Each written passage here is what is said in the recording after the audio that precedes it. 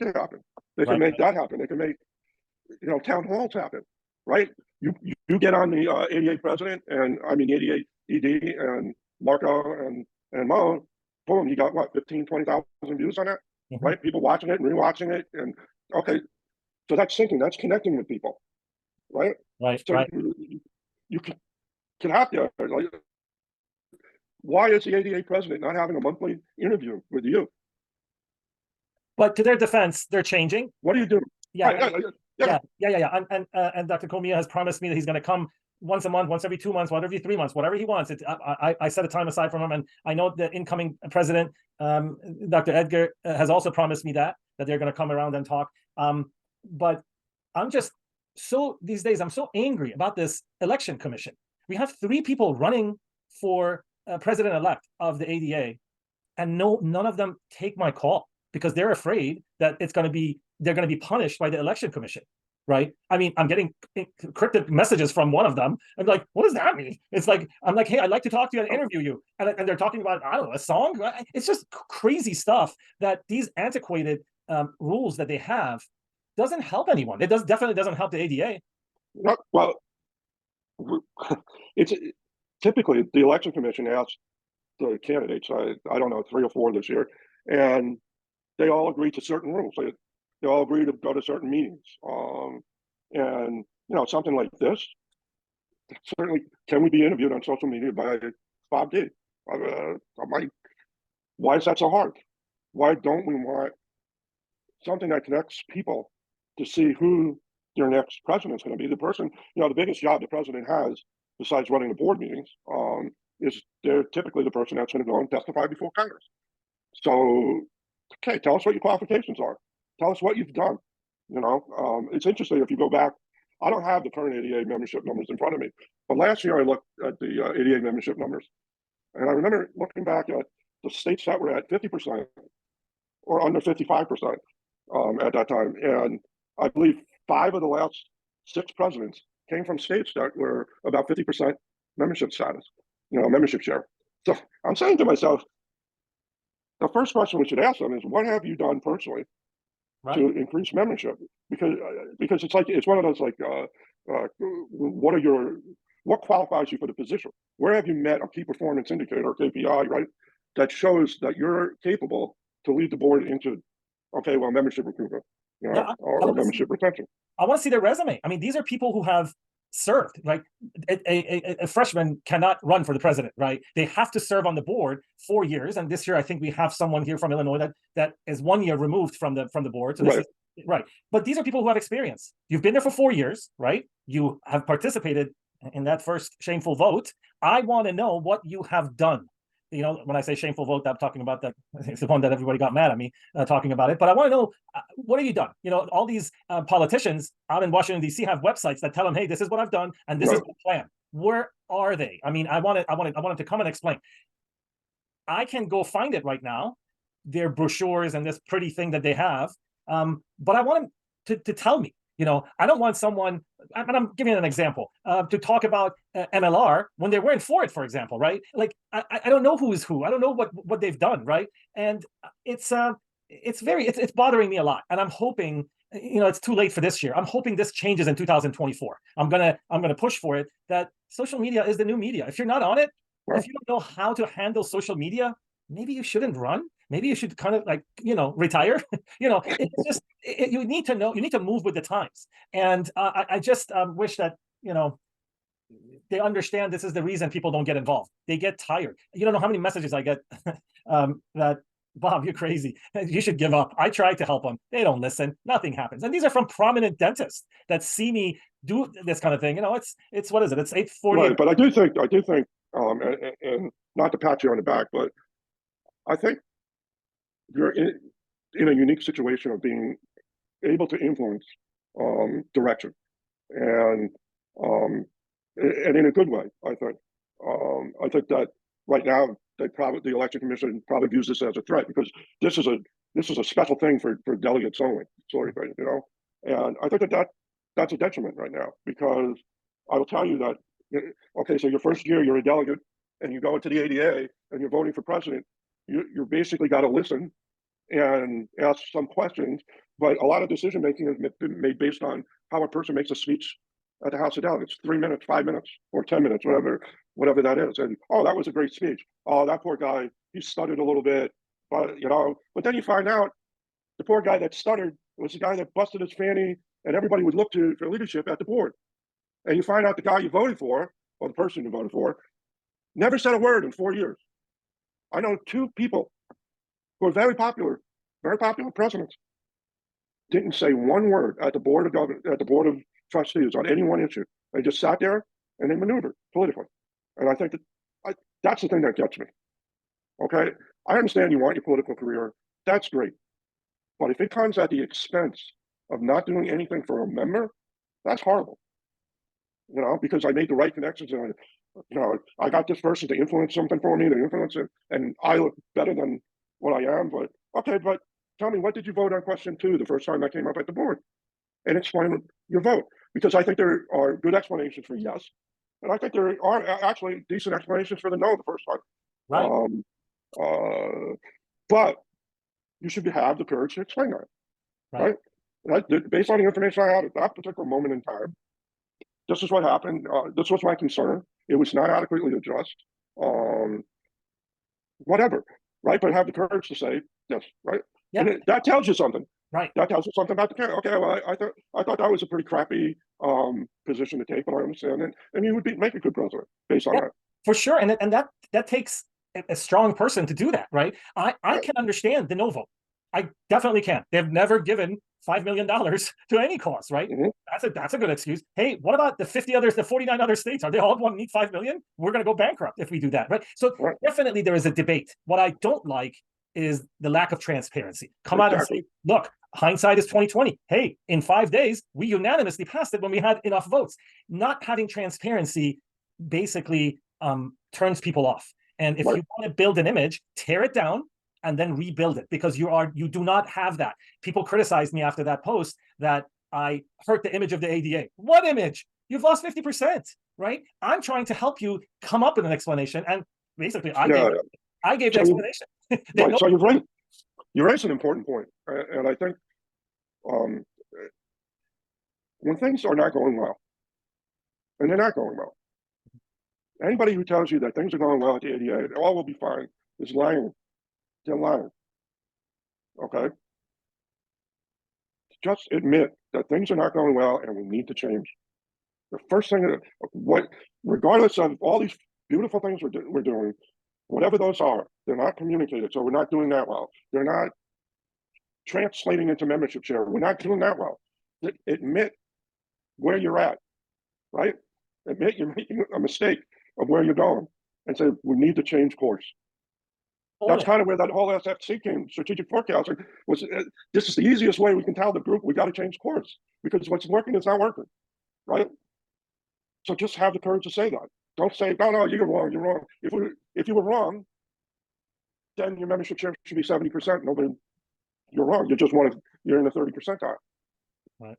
So, which gets back to that sense of, Jesus, this thing's falling apart. We've got to tear some things down. We've got to pare some things down. We've got to find out what's important. Again, I go back to that. Just stick to preserving that autonomy of the doctor-patient relationship.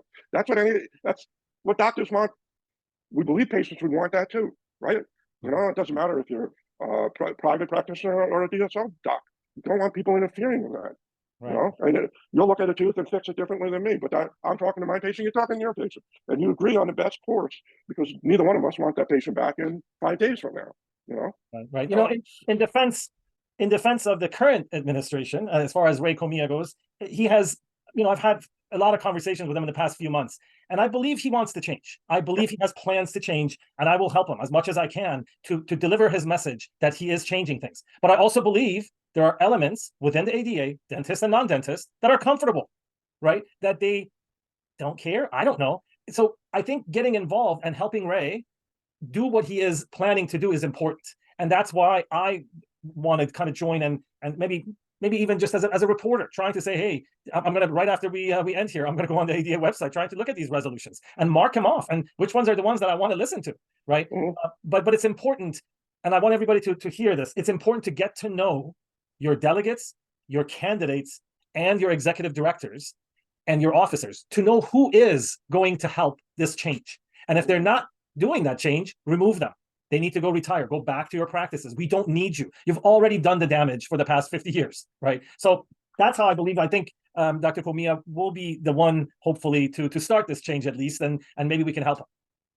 Yeah, I mean, like I said, I don't think they have too much more time before they become under 50%. Right. So who's ever going to take them there? And it could be right. I mean, he certainly has the force to do that. He helped get that strategic forecasting stuff through. But there's still a lot of work. You know, one of my big complaints is we take a lot of time looking at governance of the organization, but we don't ever take the time and effort to look at corporate, the staff, the mission, the whole 9 yards. It can't, like I said, I'm not the smartest guy on the block, but you cannot keep having staff costs going up while membership share is falling. It's incompatible. That's incompatible. You know, we have 3 buildings in Washington, D.C., and we need to start showing something for that. You know, that's important. We have a beautiful building in Chicago. It costs us a lot of money. You know, it's not the place to be. We have an annual meeting during this thing, which less than 5,000 dentists typically go to. 150,000 dentists. Do we keep doing the same thing because we've always done the same thing? Oh, well, we're committed to 5-10 years down the road. But you know what? If it's not value, if people don't value these things, it's time to let go and focus on things like MLR, enforcing the Karen Ferguson stuff that just went down. You know, making sure there's regulations and stuff. This is what dentists are looking for: being able to communicate. I got it. My friend Dr. Riscala will be mad at me if I don't add enforcing the Medicaid laws that are already on the books. You know. Yeah, I mean that's another one of my hats is I was the chair of the Connecticut State Access Security Committee, and it's a dirty little secret in government that well, we know we don't follow the rules, and we're the government, so no one's going to enforce the rules on us. You know, right. So yeah, I mean that in Connecticut we proved it. In Connecticut, we recruited over 1,500 providers. There were 3,000 dentists in the state, and we actually had a lawsuit that we signed on to from the Children's and Families of Connecticut lawsuit, and it raised the fees to the 55th percentile. And before the fees were, nobody knew what the fees were. That's how bad they were. Right. And we went from a utilization rate of around 20% up to around 65, 70% in some areas of the state, which was on par with what insurance utilization is. So we proved that just modestly raising fees to the 55th percentile could create access without workforce additions, without doing anything fancy. Mm-hmm. You know, there's just some basic things to advocate for like that. Yeah, people realize that a lot of the private insurance policies are influenced by Medicaid policies, you know, because a lot of them are administered by private insurance companies, right? Yep. And that was one of the double-edged swords. Remember, I talked about strategic outcomes and stuff like that. And one of the things we really struggled with in the acceptance, being told to accept the terms and go out there and actively recruit providers, was that 55th percentile fee would now become the norm for other insurance companies. So you got to be careful, right? Well, they don't understand that we're doing a public service at that fee. You know, yeah, we're making a little bit of money, but it's not the same as a private fee for service or PPO rates that we negotiated. But the double-edged sword was that, oh, guess what? They'll work for that if we can. Yeah. But we have a different animal in Connecticut. We got 1 in 3 people are covered by Medicaid in some way, shape, or form. Yeah. Wow. I think the bottom number is $85,000. Come live here. Yeah. Jack, I want to ask you at the end here. I wanted to take a few minutes talking about California and what your opinion is. I'm a true believer that staff that are hired by us should be getting their directions from dentists. They are hired to help the profession. They should not have agendas. They should not have, and I call executive directors as staff. I understand they have a fancy name, but we've hired you to do the job of the dentist because we're busy in our dental offices, right? Nobody has that kind of time to sit there.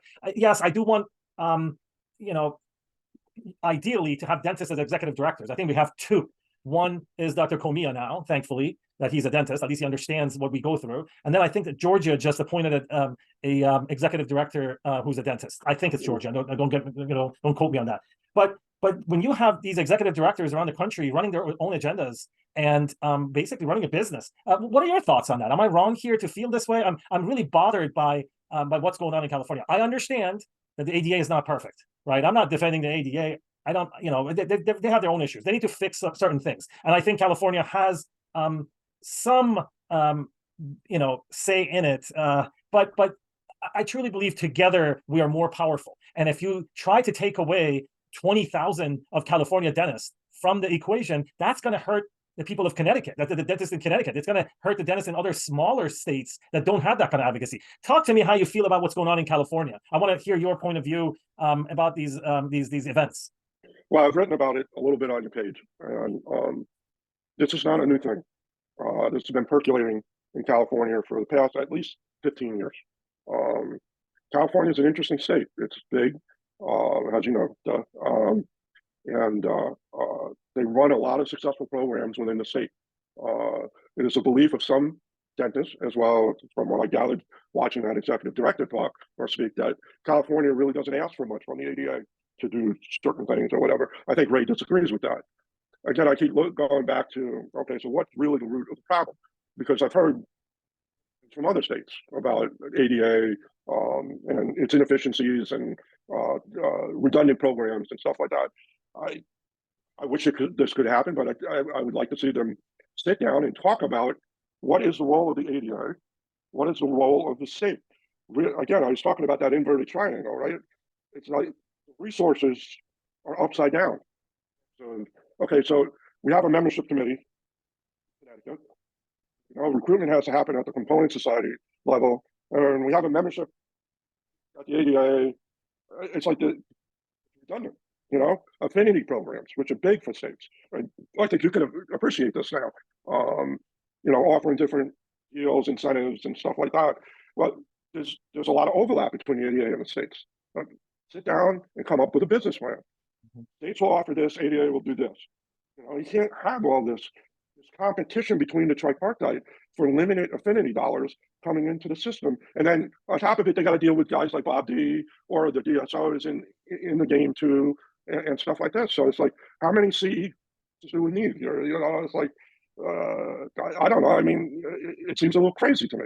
The states went through COVID. Many had to reduce their budgets. They had to cut programs. They had to let go of staff. The ADA budget continued to increase. And it's, and the way it works for a lot of states is the ADA dues increase is voted on before the states themselves can go through their own dues process. And we know we lose 1%, even if we raise the dues $50. And it's like, yeah, I understand it's less than filling up your car and gas these days, but all of a sudden people go, wait a second, it's the tripartite. I mean, the average tripartite's got to be between $1,200 and $1,500, and a newer person or older person like me, $1,200 that pays for a third of my country club. I enjoy going and playing golf, even though I'm horrible at it. Sometimes I'm hitting a little white ball, but I don't enjoy having to do ADA stuff sometimes. You know what I'm saying? So I think where I'm coming from that is. Oh, you're kidding. You enjoy it. Right. Where I'm coming from is like, right. You have to have a business plan, right? That's the first thing, a business plan. And then you definitely want the place run by volunteer dentists, but you have to create the environment for volunteer dentists to do this. One of the most intriguing things I heard was a 2-year presidency term that you had suggested for the ADA. I'm kind of like thinking, maybe that's not such a bad idea.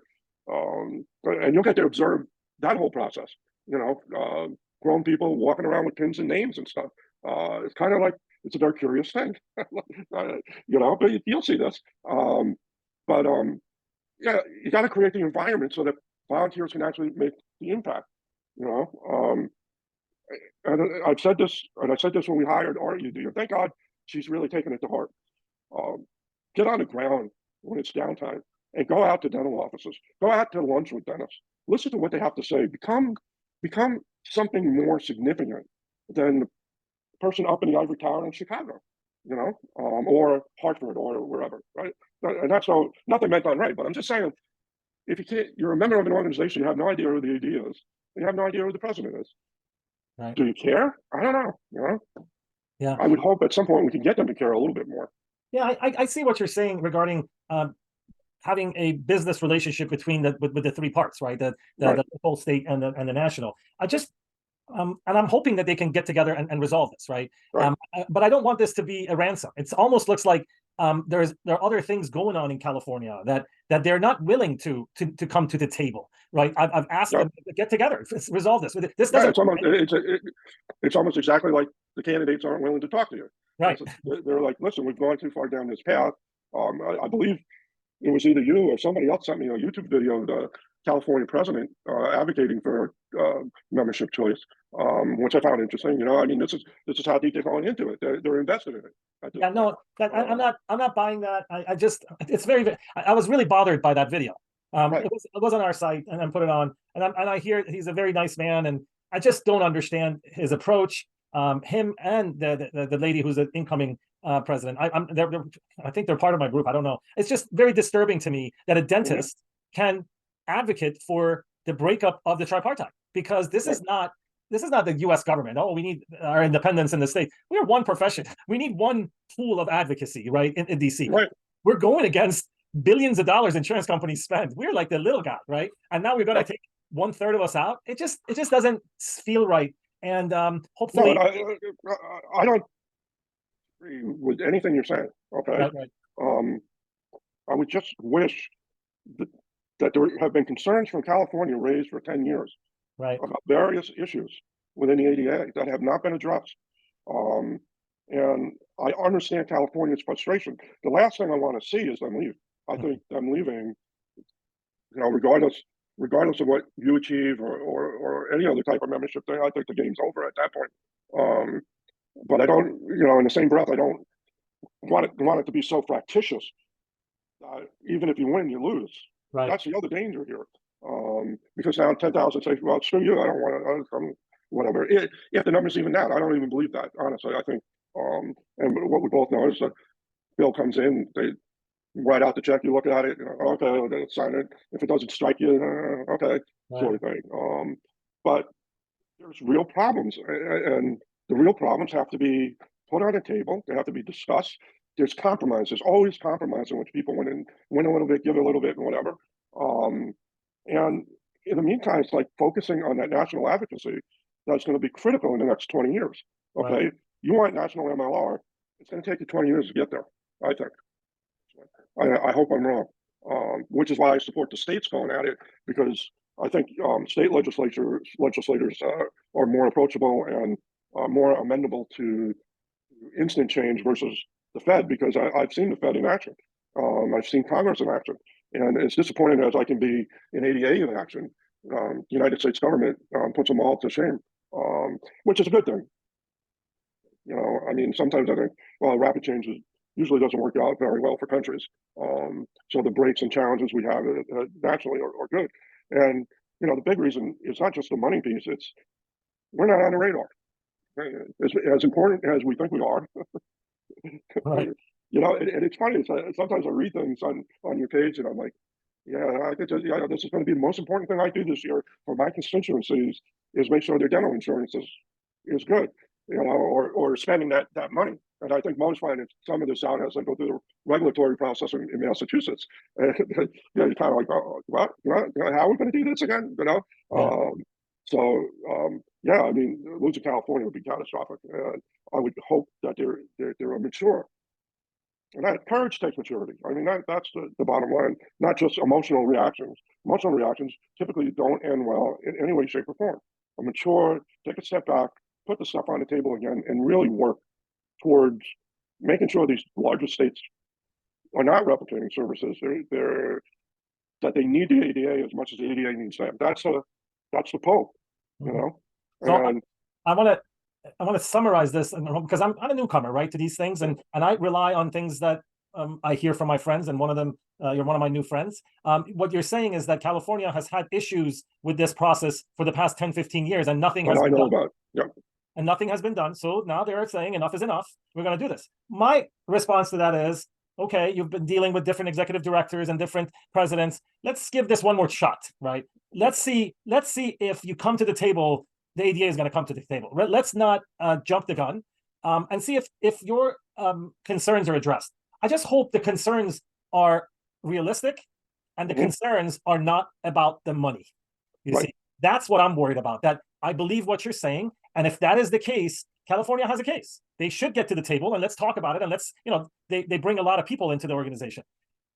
But is that smoke and mirrors, or is that exactly, how you're describing it? Is trying to well, life is typically a mix of what we're both saying right here, right? And only because we used to do this thing, a wine thing with California. I was the beer drinker. I was the Bud Light guy, right? Sergeant at Arms, but it was called the Purple Tooth Society. And of course, California was very well represented from Napa area and stuff like that. And, we'd have discussions. Right? That's what we did. We tried to solve all the ADA problems and deep into the night, sometimes 3, 4 o'clock in the morning. So that's why this is not new. But in the same vein, I'm not naive to think that if California is going to raise their dues $200, they don't want to lose the California Dental Association dentists. You raise California dues $200, the ADA automatic dues increase will basically be another $50, right? So $250 for some of those California dentists, that's going to be a lot of money total, okay, tripartite. And maybe they're afraid they're going to lose them anyhow, and of course that dues money is not just to justify common inflationary expenses for things like staplers and computers and stuff. It's staff, right? And business losses. I've heard it's gonna that if you get into different businesses and you show loss and you need to now make up for it, yeah, I get it, and it's fine. I don't have issues with capitalism, right? But it's just, it bothers me. It really bothers me. And the transparency, I think, has to be on both sides because the ADA runs out of they run different entities and different shells. So let's have true transparency, right? State-wise, component-wise, which I think is important. If California's running EDIC or they run some insurance program out there, okay, so what's it making? What's it losing? What are the numbers? Where foundations and stuff like this, all these little entities that consume members' dollars and stuff. But I think it's fair that if you do that California show it, and also within the ADA budget, you're going to enjoy that, going to that reference committee. Okay. I need you to come with me so you can tell me where to go. I'm going to be texting you, Jack. Where do I go next? There's a lot of good people that also see this kind of stuff, and it's kind of like sometimes when I refer a patient, I don't write on the referral exactly what I want the doctor to look at. I want them to look at it fresh. So A, if I miss something, that's always my biggest worry is that I missed something. Okay. But B, that they can confirm what I'm saying without me saying, look at, the distal in 19, blah, blah, blah, sort of thing. I think you got to go into this a little bit fresh. And there will be good people there to guide you, especially from Illinois. And you'll get to see that up close because I think one of the candidates is from Illinois. And you'll get to see a lot of it. And, again, the judgment is how does this make a difference to the next door neighbor, or the DSO next door. Right? Exactly. Hey, Jack, I wanted to thank you. I know we've talked for a lot longer than we expected, but this is. And I'm hoping you cut some of this. No, this is very educational, and I think people who are interested will listen to it in their cars while they're driving to work. Right? Yeah, it's good to get the perspective of someone who's been in organized dentistry, right? And for a lot of us, we're sitting on the sideline. They're saying, their hands are in the pockets of the insurance companies. I'm like, those are the craziest things you hear because money is really easy to track. But to hear firsthand from someone who's been involved and what the problems are and what the good things are, hopefully California and the ADA can get together and resolve this. That's my main mission, to try to come to an agreement. But other than that, what else can we do? Hey, thank you very much for being here tonight, and hopefully we can have a roundtable. I want you to be on it as well to discuss problems, because you know how things are. Right, and remember, it's like problems are something. I look at problems as opportunities. Because that's right. Right. Because you can always make things better. And that's the whole thing. Great. Thank you, my friend. Good night.